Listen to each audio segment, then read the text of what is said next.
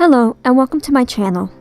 There are many types of different witches, but in this video today, I'm going to focus on 6 types of witches. The ones that I'm going to talk about today are Eclectic Witch, Gardnerian Witch, Dianic Witch, a Death Witch, Swamp Witch, and a Fairy Witch. So, let's get started.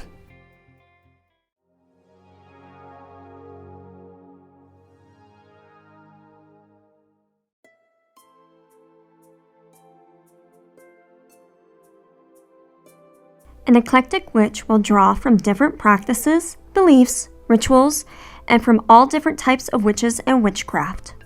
Many who are just starting off in witchcraft are eclectic witches by default. This is because they are experimenting with different things and practices and trying to figure out what they like and don't like.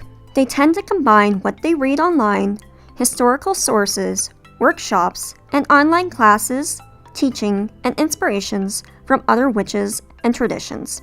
An eclectic witch is used as an all-purpose term which is applied to witchcraft traditions that don't tend to fit into specific categories. Sometimes they identify as neo-Wiccans. They use the parts of different magical traditions that resonate with them the most. Sometimes the word eclectic is used to distinguish a modified magical tradition from its original form.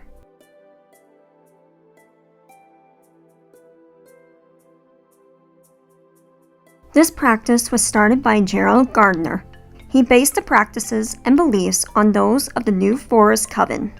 They believe that the human body is a perfect vessel for magic. Circle dancing, also known as ecstatic dancing, has become a standard component to rituals for raising energy.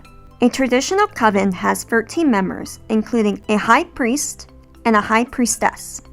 The coven is a mysterious group, wherein the information about the practices can only be told to you if you are going through the training. Non-members do not have access to the details of the coven's practices. Members of the coven are oath-bound to protect the identities of the other members, and this is for safety reasons. The 8 Sabbats come into focus as a time for celebration. Within the realms of their sacred circle, 2 deities come into play, the Horn God and the Mother Goddess. They believe everything you touch, from ordinary day objects to magical ones, has an effect that keeps rippling through time. They believe that every action creates an equal opposite reaction. One of the magical items or tools that they use is a concentrated sword. The sword represents authority. The priestess uses the sword for casting circles. It may also be used as a symbol of a person's rank within the coven. Another tool that they use is a sacred dagger or atham. This atham traditionally has a black handle and some type of inscribed glyph. The dagger represents the element of fire. It is used to create sacred circles, direct energy, and is used as a symbol of a sacred masculine energy. Another tool that they use is a wand. It is correspondent to the air element. The wand is used to call spirits, and it also can be used to escort a restless soul over to a peaceful afterlife.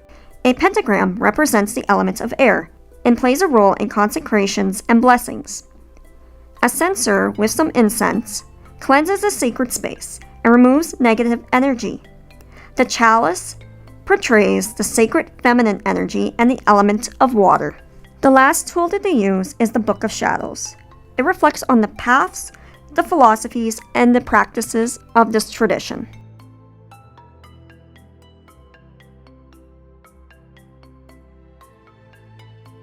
This practice was born of the feminine movement and founded by the hereditary witch Suzanne Budapest. It embraces the goddess but spends little time on her male counterparts. Most of their covens consist only of females, but a few have welcomed men into their groups. They practice magic, visualization, meditation, as well as healing spells aimed at helping mistreated women. Many rituals have been individualized or customized to fit a whole group's needs or an individual person's needs. They often strive to help women overcome personal traumas and act as a vocal presence in communities fighting against violence towards women. Hexes and spells that bind are not forbidden in this practice. The general guidelines of spellcraft are pretty straightforward, having long ties to folk traditions and herbal arts.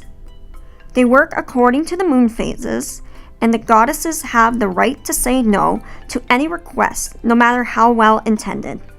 They follow the standard Wiccan holidays, and they use the same tools customary to other Wiccan groups.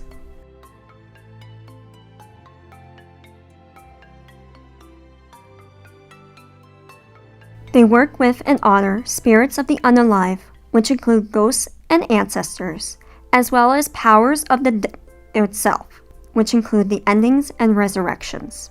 They reflect on the concept of death. They come to terms with their own death and work through spiritual death in their lives. They also communicate with the unalive regularly. They help the unalive, and in return, they aid them in their magical workings.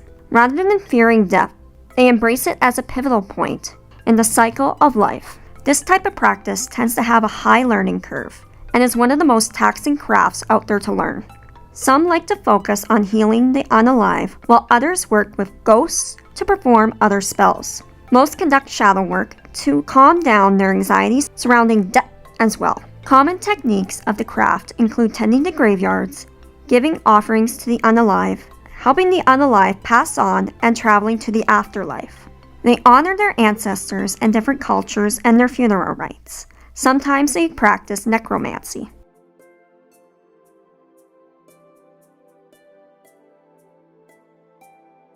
This tradition is based on southern witchcraft practices, using the natural elements of swamp magic. They are also known as bog witches. They are a type of green witch who has access to swamps, bayous, and waterways that they can incorporate in their witchcraft practices. They use the local nature or spirits of the land to manipulate energies and create spells. This includes using Spanish moss for binding, working with alligators as animal familiars, and creating DIY war water for curses. They tend to know the lay of the land and work with what they have on hand in their natural environment to design powerful spells. They practice and learn to use the whole plant, not just part of the plant that seems important. They waste nothing. The main element that they work with out of the 4 elements is water. Water magic can include everything from sea witchery to foggy bayous. The water element is known to align with feelings, intuition, psychic abilities, and emotional landscape. With their knowledge of water, the witch can blend different types of water to create potions and elixirs. They turn to their ancestors for emotional support. They like to work with their ancestors. Keeping an ancestor altar is a huge part of swamp witchcraft. They work with the past and the history of the people who came before them.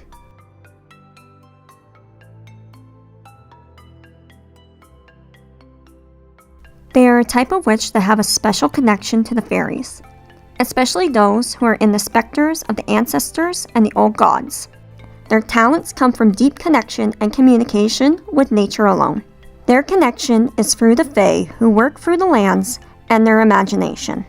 A fairy witch may be content to walk across the land barefoot with the intent and heightened consciousness to feel the workings of the magic. The relationship between the witch and the fae people is magical. Animals trust them and will communicate with them telepathically. They often have poetic talents. Visionary languages come naturally to them.